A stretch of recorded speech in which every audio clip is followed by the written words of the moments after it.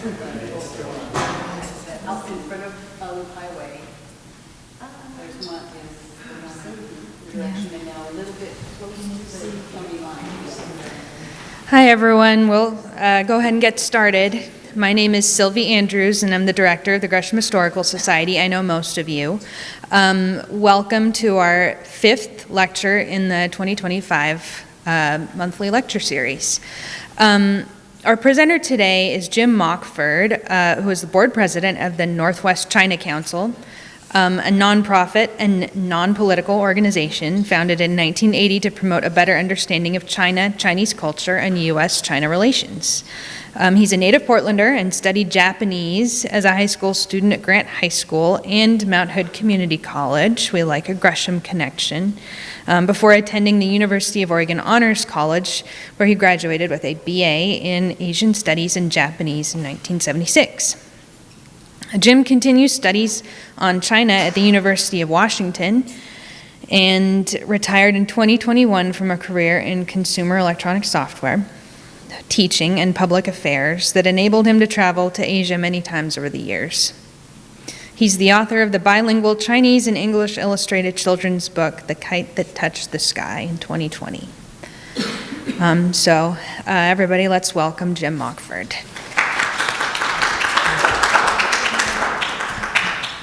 Thank you, Sylvie. Well, thank you for letting me join you. I think this is the first time Northwest China Council and the Gresham Historical Society have collaborated, and it's a connection to China that brings me here, as well as Sylvie's kind invitation. And I do want to thank the rest of the volunteers here at the museum, Carson for the media activities that allow this to be recorded, and Mike, and I met Melissa the other day, who helped me online with some research, and quite a few other volunteers. So it's great to be here in this beautiful building. And I just put up the announcement that you have on your website, and Sylvie already introduced Northwest China Council.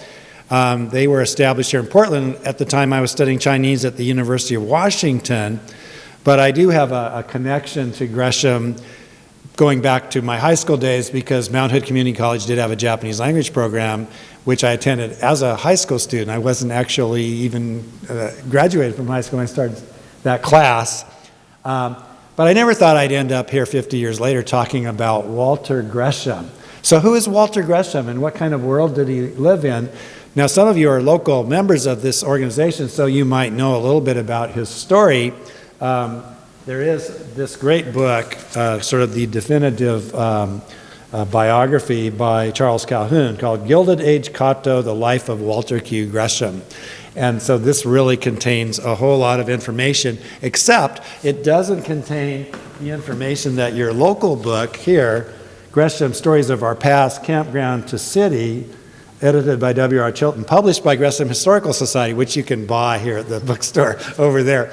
This tells a little bit more about the local story. So I'm trying to put together a little bit about his life from Indiana, where he was born on St. Patrick's Day in 1832, and then on to the Civil War, and from there to how this name got connected to Oregon, and of course his career that took him to being involved in things happening in Asia.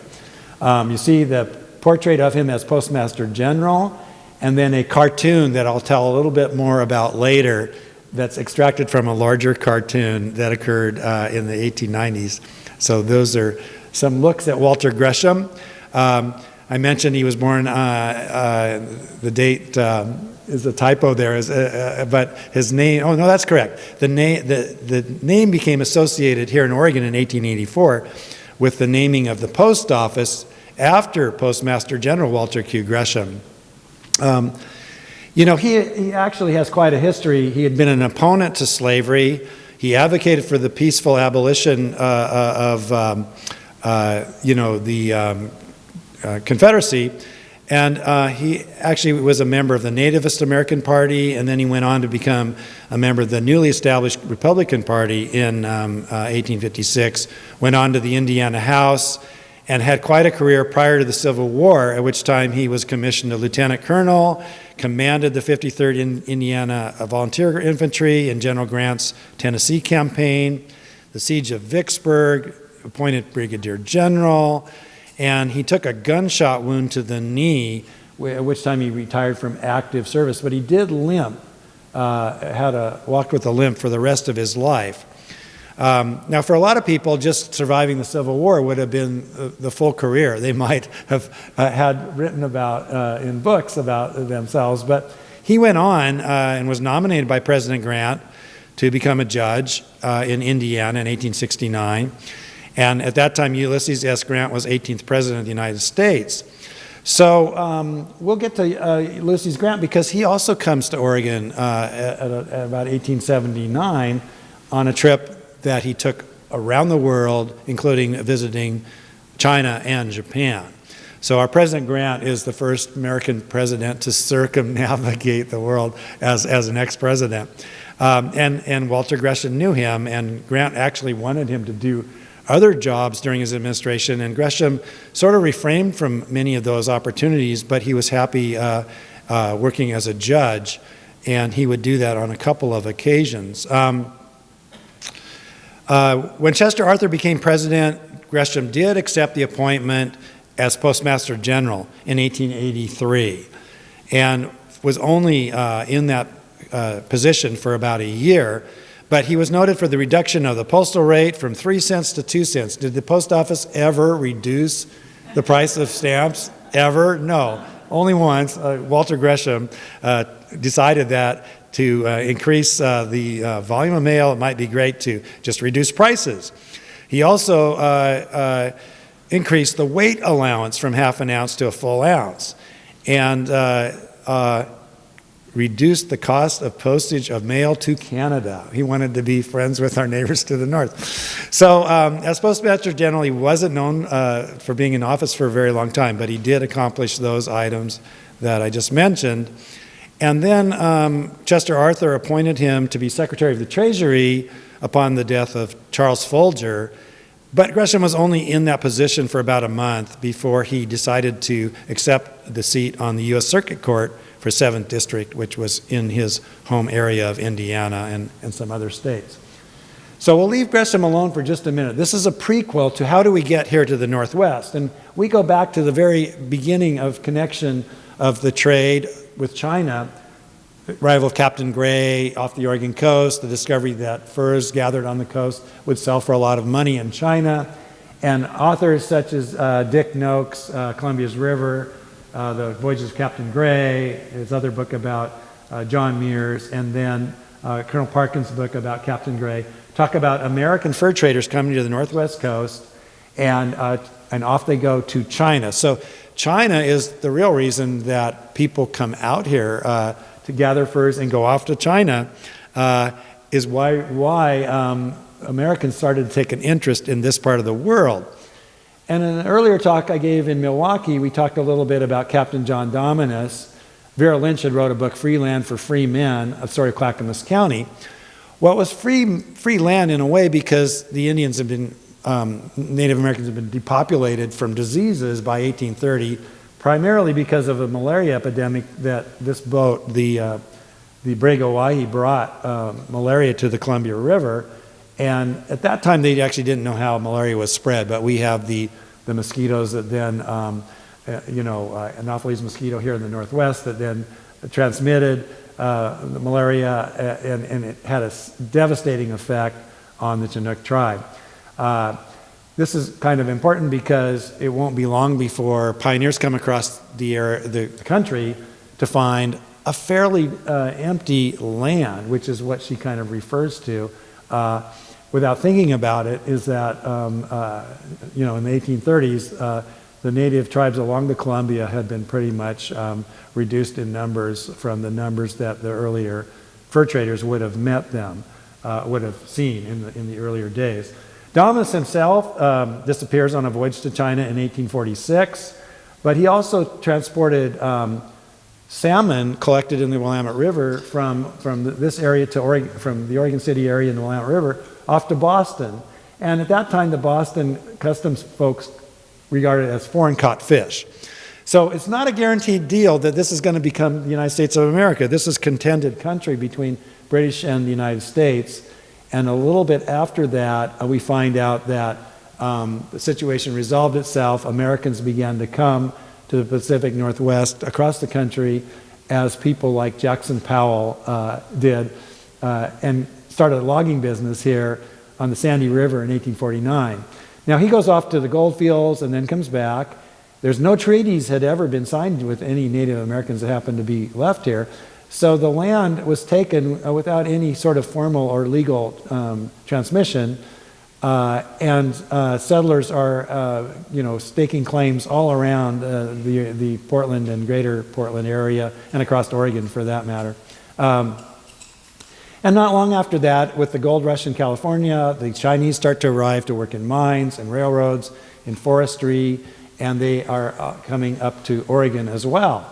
So within this whole period, the settlers here in Gresham, including Benjamin Franklin Rollins, settled this area, and it's Rollins who secures the name of the post office by deciding that it would be a good idea to have a post office 10 miles east of Portland, and naming it after the fellow that happened to be the Postmaster General, which was Walter Gresham. So if it hadn't happened around that time, a year earlier, Gresham might not have gotten his name here, or a year later. He was not Postmaster General for very long. I also added that Rollins owned a confectionery store somewhere on the side of the original post office, which I hope someone will investigate, because we need to know more about the history of confectionery stores here in Gresham. But eventually we're going to grow up to look like the cover of the book, and we're going to have a post office named Gresham Post Office. And this is prior to the naming of the city.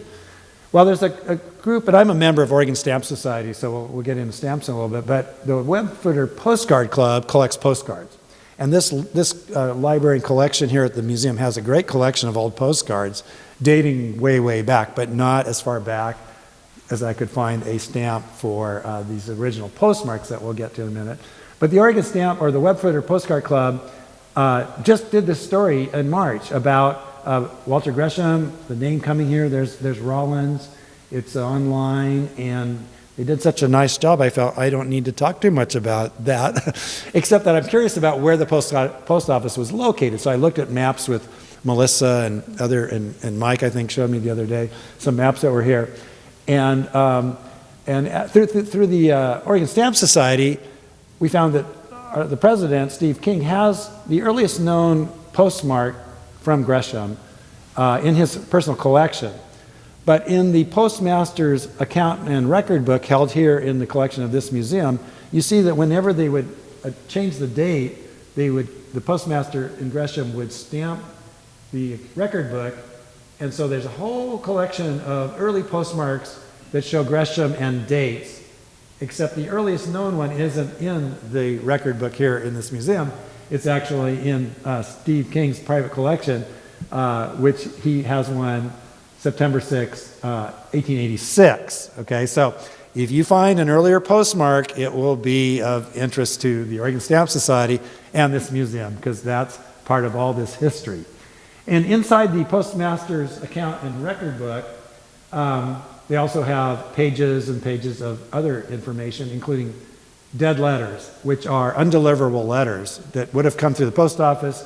They don't know where that person is. They're not at the stated address, or there's no address, and so a letter would remain. And if you thought you might have a dead letter at the post office, you'd come and tell them, oh, I moved. Do you have any mail for me? And they would have it. So there's accounts of that kind of information. And I was very surprised to find this book in the collection of the Gresham Museum. They often don't survive over time. So that was a great find here locally. So we've got the Gresham Post Office. We have the Rollins and Metzger families involved with the stores that were the original location of the post office. But if you look at the street addresses, Main City Park, East Powell Boulevard, Southeast Roberts Avenue, and you walk out there today, which I did this on around Memorial Day weekend. This is the Gresham Heroes Memorial in the corner of the park. And I like to think the post office was over in that location at some time for a while. And it would be kind of nice maybe to have a marker there at some point. It did move around a little bit, and some later maps that are moved around right now we can see some other locations that the post office here in Gresham was located at certain times. But that seems to be a good location for a post office, and now it's the Gresham Heroes Memorial, flying flags from all the services and organizations that are regarded as being our keepers of safety. So I won't name them all, but you can go around and see each flag, and it's really very nice. So going back to President Grant, he came to Portland in 1879. After presidency, he did a round-the-world tour. He went off to Asia. I don't have a picture of him meeting the Meiji Emperor, but he did meet the Emperor of Japan. And when the Emperor of Japan shook General Grant's hand, or I should say President Grant's hand, it was the first time that a Japanese emperor had ever shaken anyone's hand. In thousands of years of history, a Japanese emperor had never shaken anyone's hand. He shook President Grant's hand in Japan. But prior to going to Japan, he did stop in China, and here we have Li Hung-chang, who is at that time called Grand Secretary of State and Viceroy of the Jilin Province. Well, that person, Li Hung-chang, will come back in this story a bit later. So Grant meets the major leaders in Asia. He comes all the way back across to San Francisco and then up to Portland with his wife Julia, because in the 1850s, when he had lived at Fort Vancouver as a quartermaster general in that area, low-ranking before the Civil War, he's a quartermaster at Vancouver. He didn't bring his wife out west, and later on this trip, he wanted to show her where he had lived at Fort Vancouver and where the location of his famous potato field was, which now has a stone marker near the Fort Vancouver site. Because his potato field got flooded while he was here. It was well regarded, regarded by him as a business failure, and maybe he had better opportunity to make a name in the military, which he certainly did during the Civil War. So we have General Grant coming to Portland from Asia, and it illustrates how important the connection to Asia was, as not only from the days of the fur trade, but now, 100 years after that, former president has made a round-the-world trip, met the major leaders of Asia, and visits Portland before heading back across the country. Well, at this same time, we have Chinese immigrants in Oregon, and there were some, like the picture of Chin Wing. He had been the cook for the post commander at Fort Vancouver. So a certain class of servants worked for Army personnel in San Francisco and then in Fort Vancouver, which is then called the Vancouver Barracks. And that's kind of a different class of Chinese than the ones that came over as laborers and worked in the mines and railroads and in agriculture. And in Milwaukee, Oregon, we have the story of Ah Bing, who worked for the Llewellyn family, who were orchardists, and yet they named his creation of the cherry, the Bing cherry, after Bing. So Milwaukee, Oregon's done a great effort at making this known in recent years. There's a new sculpture of the Bing cherry in front of their city hall, and they have a Bing in the New Year event. And Ah Bing goes back to China during the exclusion period and is never able to come back to Oregon. So we have the contributions of Chinese like Ah Bing, but also their exclusion. Here's a picture of Ah Bing in the packing house and the original Bing cherry tree. And this has been made great note of lately by historians in Milwaukee and at Oregon Historical Society. So we have the Bing story in Milwaukee, and yet just up the river in Oregon City, the Chinese are expelled in a famous incident that took place in 1886, where they're rounded up from their lodging facility, put on the stern wheeler, let's see, they got two of them. The Altona, I think it was, yeah. It was really the Altona, I think, but both of those stern wheelers transported Chinese out of Oregon City to Portland, where they were also having, problems with people who were part of the anti-Chinese community, wanted them off of Mount Tabor and other places, and Tacoma had a terrible incident, and it's kind of, there's anti-Chinese epidemic going on along the West Coast, and certainly in Oregon. At the same time, this is just a few years after General Grant had met leaders in China, and we're trying to do trade with China, as we continue to expand the type of products that we could export around the world. Well, in 1893, as a judge, Walter Gresham sent a telegram to Governor Pennoyer. And, you know, Walter Gresham never actually set foot in the state of Oregon, but we do have this evidence, thanks to the Oregon History Project, of this telegram where what was happening was the Exclusion Act of 1882 was going to be extended, and it did extend. The Geary Act of 1892 extended that exclusion for another 10 years. And so anti-Chinese sentiment was raging, and this telegram from Judge Gresham cautions our Governor Pennoyer to earnestly hope you employ all lawful means for the protection in Oregon. So whether they're a citizen or not, he felt the Chinese in Oregon should be protected, and it was the governor's job to do that. Well, Governor Pennoyer wasn't really known for protecting minorities of any type, and he didn't think that Washington should tell him what to do. And he's a rather notorious governor, and it wasn't a very happy time in Oregon when he fanned the flames of this type of thing. But I think it caught the eye of Judge Gresham to at least send a telegram to indicate that from the perspective of the federal government, it's a governor's job to protect people. And of course, things continued to not go well. Abing never came back to Oregon. There were other incidents recorded of anti-Chinese activity. He was then appointed U.S. Secretary of State. And that's where the caricature came from in the earlier. I just took the little sample from that side. And, you know, it's kind of interesting that he had been a Republican as Postmaster General, but he changed parties. And so when Grover Cleveland was elected as a Democrat, Walter Gresham was pro-Cleveland and became appointed Secretary of State. This shows Uncle Sam and President Cleveland playing chess, and it's all about Hawaii. And that's Queen Wiliakalani here. And the caption reads, "Grover, this game has been too deep for you. Every move you have made has been a blunder. And now you've lost your black queen and the game." And that refers to the Queen of Hawaii, which the Cleveland Gresham philosophy was that we had recognized Hawaii as an independent kingdom, and we should maintain that. In contrast to the annexation crowd led by the pineapple people, Dole pineapple people, who wanted to take Hawaii over and have it become part of the United States. And this may be the last sort of anti-imperialist regime that we had, because things would change after the Cleveland administration. But Gresham and Cleveland were against our takeover of Hawaii and somewhat reluctant to extend U.S. power in the Pacific. Chapter 10 of this book mentions Gresham's policy generally took the view that the United States' interests on the far side of the Pacific were minimal.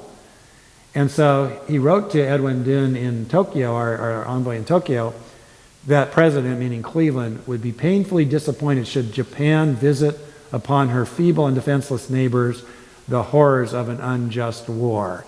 And this is mid-1890s, and China is disintegrating. The last of the Qing dynasty is having extreme difficulties maintaining power in their own country, not to mention what else is going on in Asia. So China had asked for the United States good offices through the previous treaty that that our embassy should engage with communications between China and Japan. So we did get involved, not as a mediator, but an intermediary between the Chinese and the Japanese during this time. And Gresham had worked with the Chinese ambassador on the extension of the Exclusion Act of 1882. So he did know the Chinese ambassador Yang in Washington, D.C. And that Gresham-Yang treaty was signed on his 62nd birthday on March 17, 1894. So Gresham gave his attention really to things happening on the American side of the Pacific, but he wasn't really inclined to push for American power into the problems on the far side, on the Asian side. And this would result in what's going to happen next, Japan's military expansion in Asia. And so here we see Japan, and here's Korea, and China in a couple of different colors, Manchurian green, but that would go green a little bit later. In any case, Korea was regarded by China as, a tributary state to China. Japan did not see Korea that way, and there were factions in Korea that aligned with either China or Japan.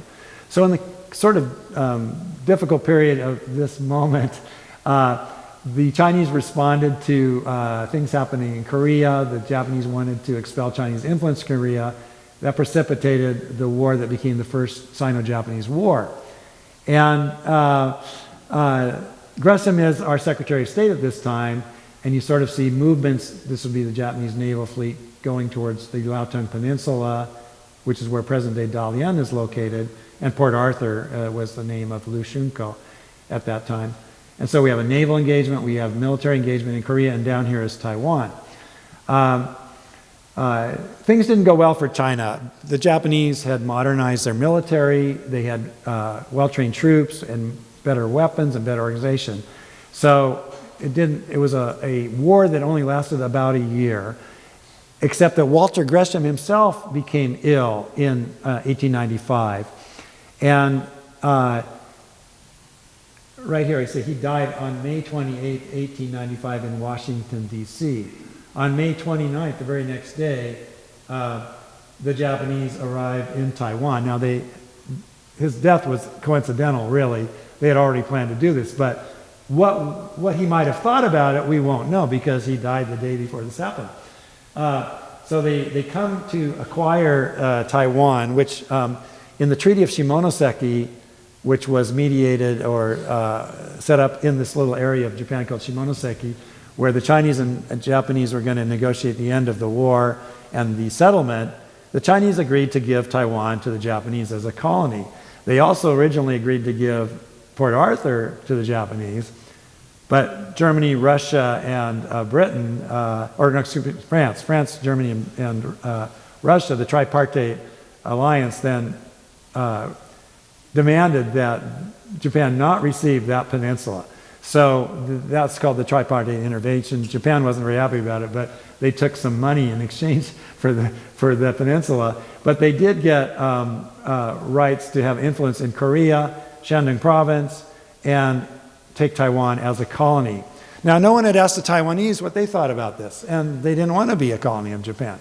So what happened was, as the Japanese arrived in northern Taiwan, they met resistance, and a number of battles happened in this part of Taiwan, but it didn't take too long. The Japanese did take Taipei, and what was called the Black Flag General Liu Yangfu was sort of the remaining leader of the resistance that would continue during the month after Gresham's death.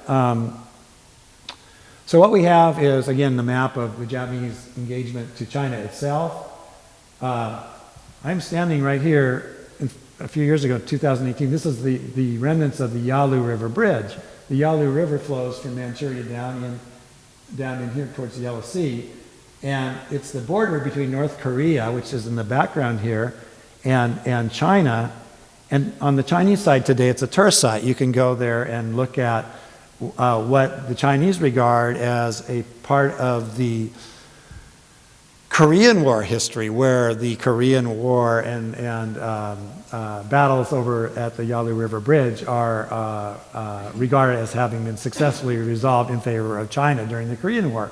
But actually, this river and area has a huge significance in a number of previous military history books, including anything to do with the Sino-Japanese War, because the Japanese came right across the river.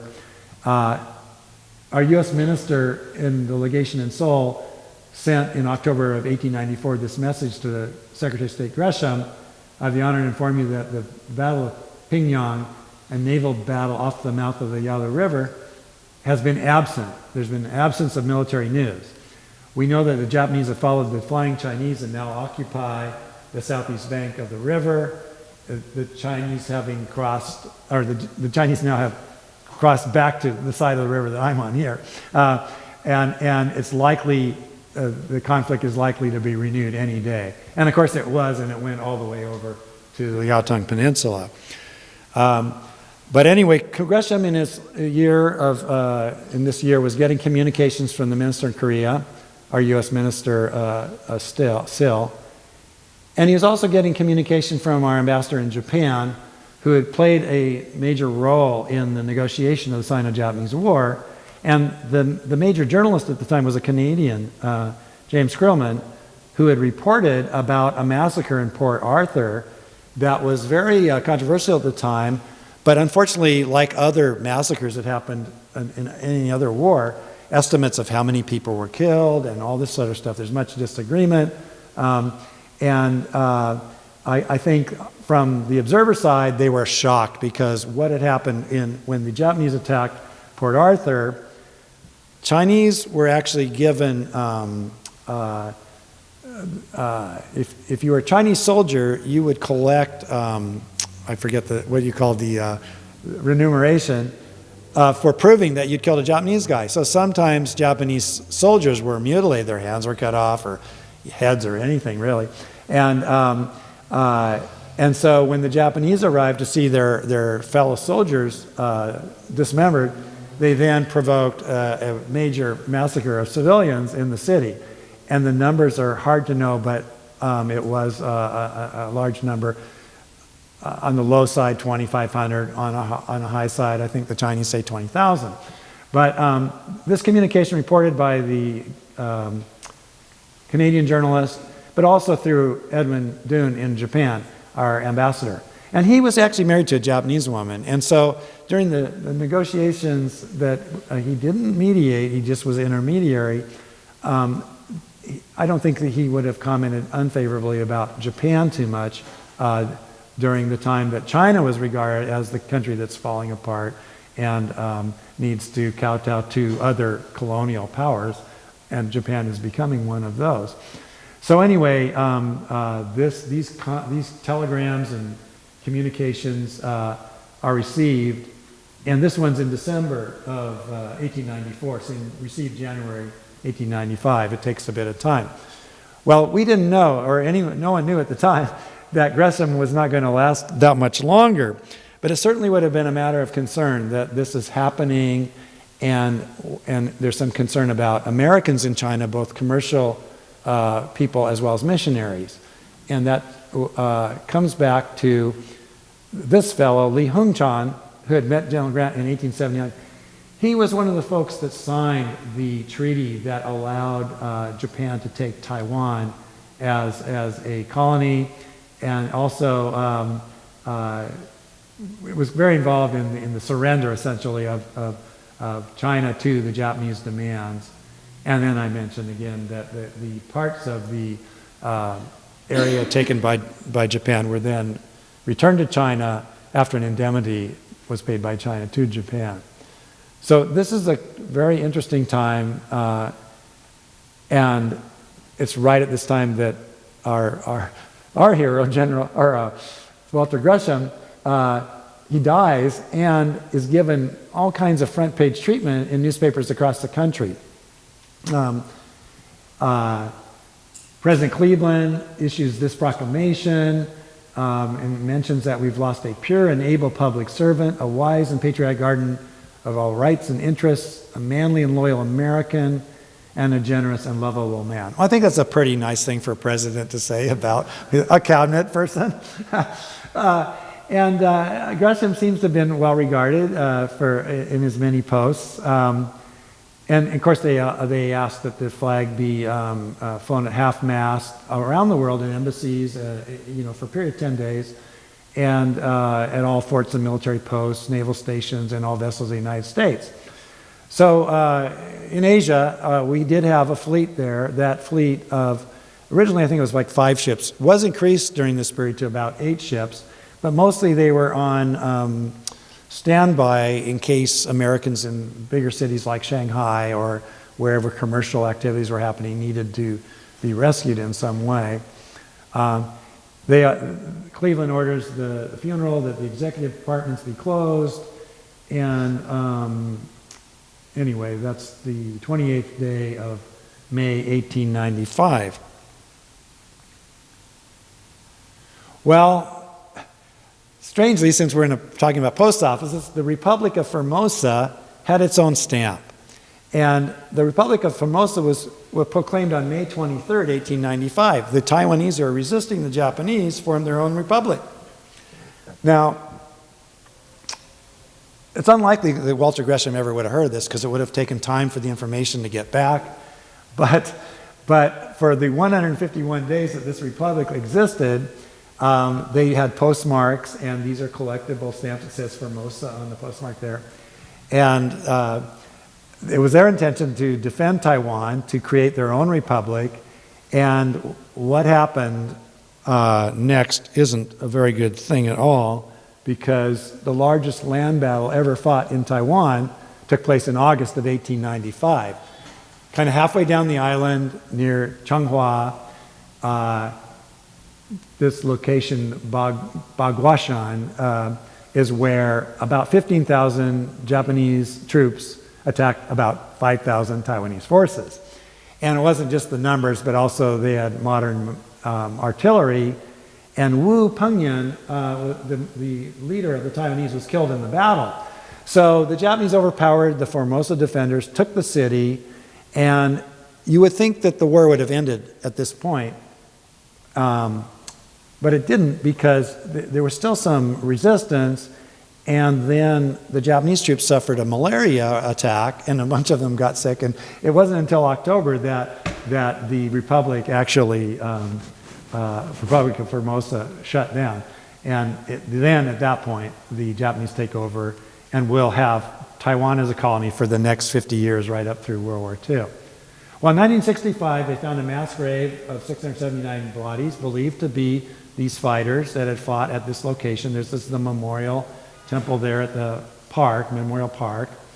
And the numbers keep changing a little bit because archaeology always finds something new. But there was a film called 1895, released in 2008, that features this particular battle. And even as recently as 2006, a political party, the DPP in Taiwan, proposed a particular day, August 28th, as being Taiwan Resistance of Japan Memorial Day. Now, you hear the anti-Japanese war and Chinese resistance to Japanese in China all over the place. There's many battle sites and memorials and massacre sites and things like that. This is unusual to see this in Taiwan, and although it was proposed, I don't think that day has been officially recognized in Taiwan. But you see that it's a point, 130 years ago that has resonance today as the story continues to be told. So how should we remember Walter Q. Gresham? Here was a great little story that came out by Hunter Durensis in 2020. Sorry, I'm craning my neck a little bit. But looking back to the 19th century, we find a Secretary of State whom the writer Bill Kaufman labeled quite possibly the most anti-imperialist diplomat in the history of the Republic. No, not the oft-quoted John Quincy Adams, but the unappreciated Walter Q. Gresham. And then that story continues with his career as Postmaster General, Secretary of Treasury. And despite being a lifelong Republican in the 1890s, he felt increasingly out of step with the party's devotion to prohibitively high protective tariffs. Gresham was anti-tariff, and the Republicans of the day were pro-tariff.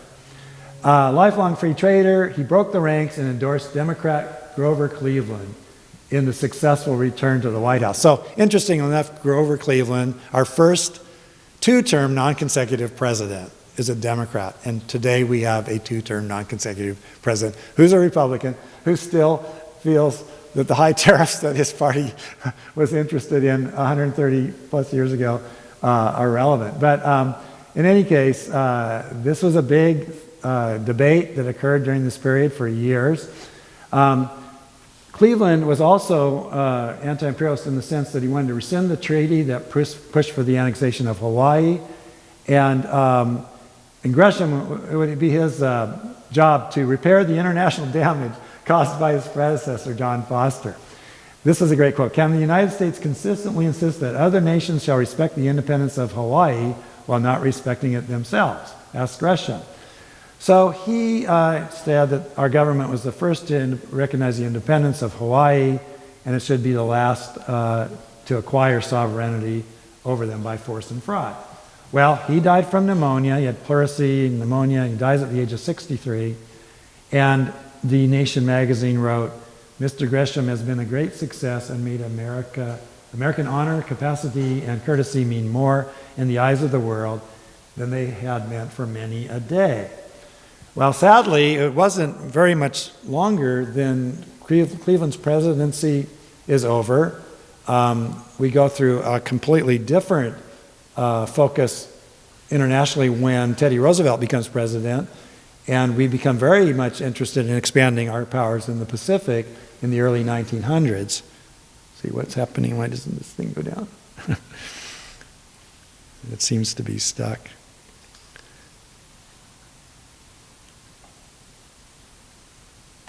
Okay, here we go.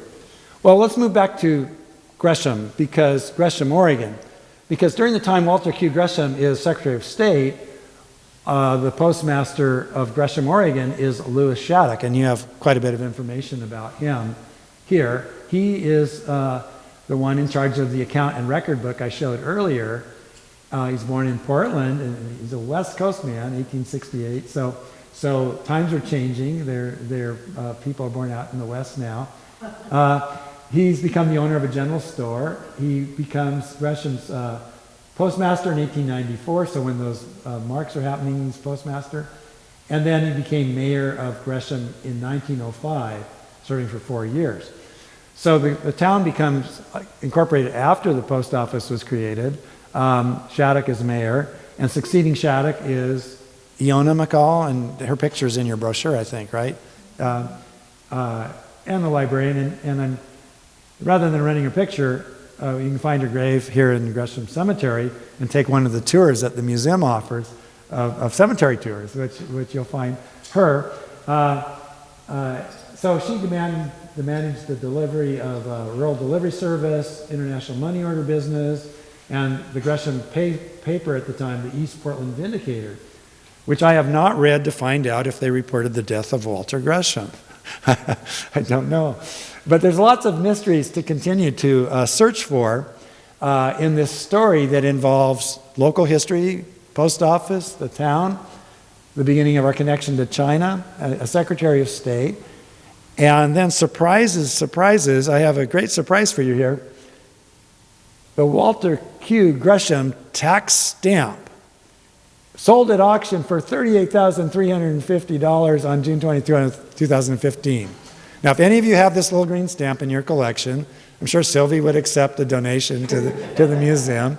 But these were issued in the amount of, look, $10,000.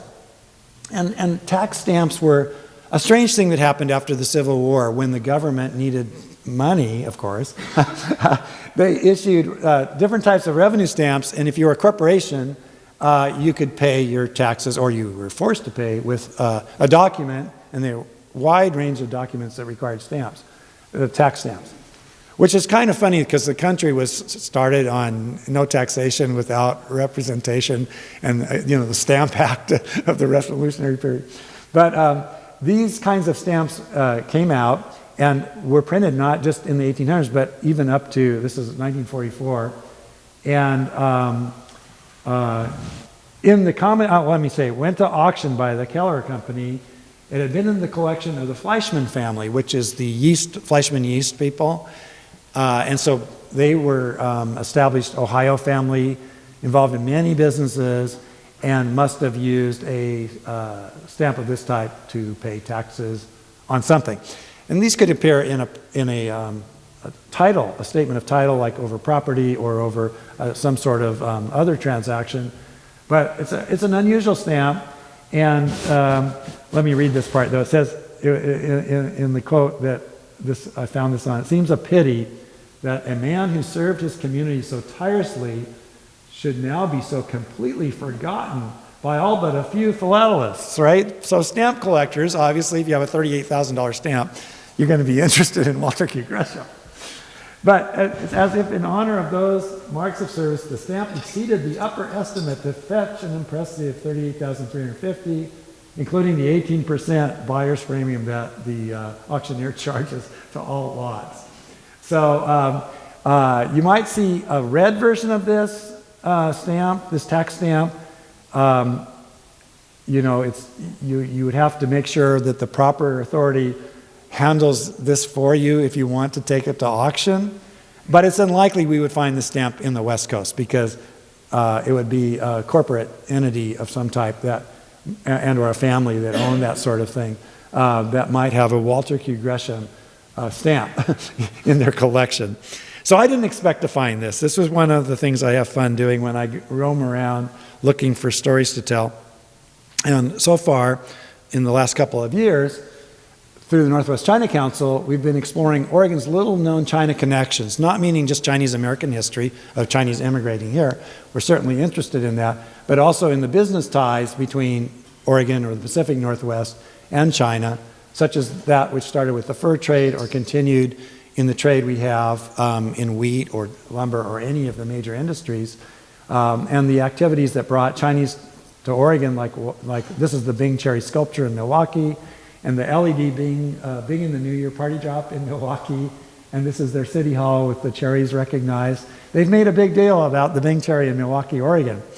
If you go over to Forest Grove, there's a story of the boxer in Pacific University that dates back to 1896, and that sort of mascot acquired by Pacific University was originally a sculpture brought back by missionaries to the school, and I can't tell that story because it's 1896. We have to finish up with Walter Gresham, 1895. But we're looking to figure out what would make a good way to tell this story, the story of Walter Gresham, not only the Postmaster General story, but the connection to Asia, and also any of the other things that he did during his long career, which are all super interesting and lead you to tax stamps and other discoveries that you might not have expected you'd find by digging into some local history. So I think I'm going to end. Yep, there's my thank you, and thank you so much. And I guess we'll take questions. Is that something you do? Thank you. Oh, and I do want to present this book to you, Sylvie, for your wonderful library. And maybe somebody else will find a chapter or two of interest. So please take that, and I'll give you this. I borrowed this back from you. You can have it back. So thank you. So are there any questions? Yeah. I don't know enough about the history book. What's the boxer? Oh, okay. So that's the nickname of now. There's a wide range of creatures, like lion dogs, imaginary animals. But in China, you know, the lion dog, and you see the lion dog, or well, the dragon is another symbol that they like to use. You see them on stamps for one, but it was a sculpture that was brought back by some missionaries associated with the university. Is now Pacific University. And they brought it to campus, and it became kind of a theme, and they have quite a local story about it. So the one that I showed a picture of is actually not the original lion dog. This is a new sculpture that sits outside, but if you go in the school library, they have a smaller version of the original ones, which the students then, at an early time, began to abduct and hide, and they'd pop up, they'd frolic and have, they'd disappear for a few years, and then show up. And there are cases where it disappeared for a number of years and they thought it was lost. And then they try to get another one, and then the original one would resurface. So it's a kind of a student prank story for one. But it does tie that school into its original connection to China and that symbolic, I wish I had a better picture of what it looks like, but it's sort of an imaginary half-breed dog-lion creature. And the original sculpture looks more Chinese than this more recently created one. But I guess what I'd have to say about that is if I were to have another hour to move to that story, we see the United States taking a very different attitude after the Grover-Cleveland administration, which is more hands-off. We don't need to have Hawaii. We did, of course, annex Hawaii. We did take the Philippines at the end of the Spanish-American War, and all of a sudden America has a huge Pacific presence, right, from the 1900s on. But in that last part of the century, that commitment hadn't really been made yet, and it was debated along with the issues of tariffs and, you know, all those kinds of things. So this kind of represents another period where all of a sudden people start going to Asia, either as missionaries or even students. There's interesting, you know, early examples of people going to study in China and Japan in that period, and Japanese coming to Oregon, for that matter, around 1900. Some rather well-known Japanese people who later became their, leaders during the war actually were educated in Oregon. So that's kind of a chapter change here. And what I am curious about is perhaps creating visuals in the future that represent Gresham's story in this connection somehow. And if anyone finds a $38,000 stamp, that will be front and center, right? We'll put it right there. I have yet another question, and that is, why was there such a backlash against the Chinese? What was that about, and who instigated it? Well, that's a pretty deep question, and I think we have really good sources at our Portland Chinatown Museum and books and resources and people. But I will say that that century was a difficult century. After all, we had a civil war. So a lot of killing of Americans against Americans happened mid-century, and some of those people came out west, no doubt with PTSD and things that they didn't even know they had. And they come out to the west, and it's not easy being a pioneer. And then all of a sudden you see an influx of people that you've never been conditioned to accept, because racism existed across the country. And what are the Chinese doing? After they're done building railroads, they're getting jobs in the community in forestry, agriculture, like Bing, and they represent an economic threat, I think, is what that amounted to. And then you hear the press, which was, we had quite a flamboyant press at the time, right, who would inflate stories that increase fear in the community and that sort of thing.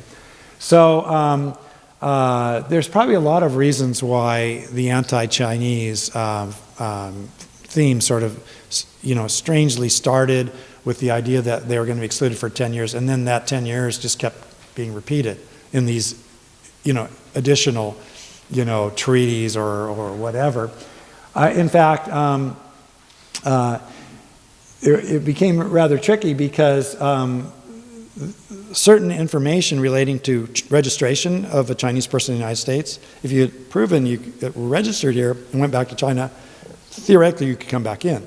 But that information wasn't even known, and so a lot of Chinese who went back had no way of coming back to the United States. So that's when Bing, after 17 years of horticulture in Oregon, goes back to China and never returns. And we don't know if he didn't want to return because of anti-Chinese sentiment. He would have seen the ships coming, the steamer coming down the river from Oregon City, expelling Chinese from the Oregon City. He would have noticed that. Maybe he would have come back. Maybe we don't know what happened to him. He disappears after he goes back to China. So there's lots of those kinds of stories. Lots more work is being done, on the local story in Oregon, as well. The archaeology people have been digging up evidence of Chinese communities in southern Oregon, for example, not to mention Kamwachang in eastern Oregon. But there were a lot of Chinese all across the West, and all across the West was a heavy anti-Chinese sentiment starting, about the time that Grant gets back to Washington, D.C. from that 1880s on. It's pretty serious. And then the way the Japanese were handled is somewhat differently, but similar. But their star was somewhat rising as they took over Asia as a colonial power. And so they had a little more play with our government in terms of status for Japanese. But we do see anti-Japanese sentiment as well. So it's really strange how it went back and forth. By the time World War II erupts and Chinese are sent to internment camp, Chinese are wearing "I am Chinese" buttons because now they've become the ally. And it wasn't until about that period that some of these laws were revoked. The anti-Chinese laws were revoked during World War II. But that's 50 years from the death of Walter Gresham to 1945, right? So it's a half century of anti-Chinese exclusion legally. And just as that's happening, the Japanese are sent to the camps that we know about, thanks to the podcast program and other information that this historical society has. So anyway, our group does talk about that, and usually we bring in speakers from the Chinese American community to talk about that particular story. So, yeah. The post office was named before Gresham, the town, existed. Right.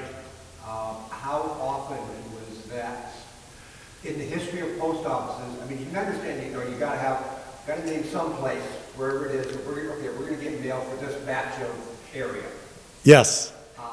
But I think most of us now would think, okay, so there's a town, and then you put the Gresham post office, the Smith post office, the Honorable James L. Douglas post office. I'm not a real postal historian. There are books about this kind of thing, but there were lots of rural post office out in the middle of nowhere, and also had somewhat to do with things like the Pony Express. How far can you carry the mail on a horse in a day? Do you need to camp out in somebody's store, which they probably did? So often a store would become a facility to have a mail area or something like that.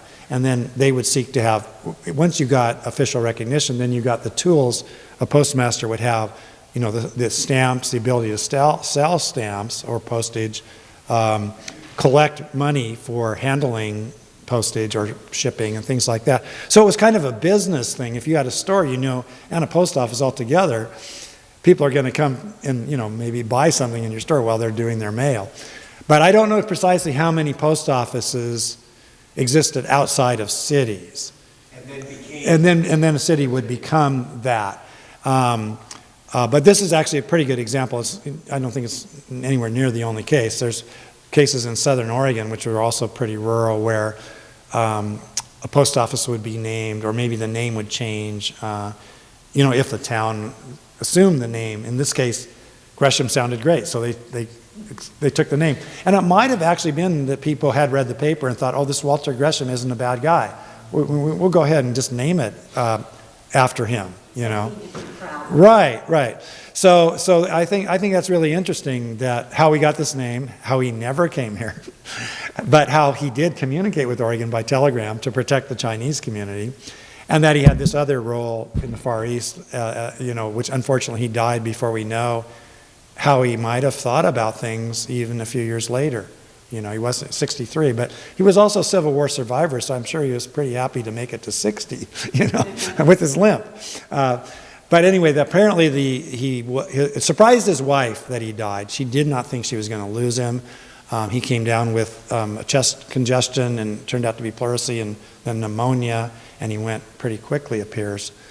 So it was something of a shock for her, and then, of course, the administration had not expected to lose their Secretary of State. And so that also might account for why policies around certain parts of the world might have not been attended to, like whatever was going on in Asia. That's way far away for people in those days. Plus there are things going on in the Middle East, as always. He did have interactions with some countries there, as well as South America. As Secretary of State, you got the whole world on your plate.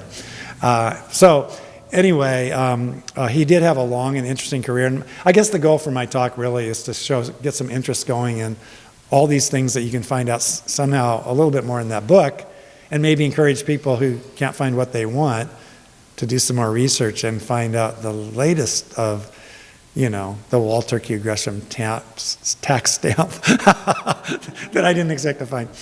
But I looked through my dad's stamp collection, and we don't have any very good. We don't have any very good stamps.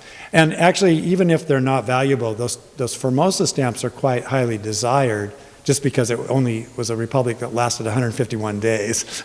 so stamp collectors do know about those particular stamps. But anyway, I've had fun with Oregon Stamp Society and this organization, and just want to thank you for inviting me to be the last Saturday in May speaker. I think that's it.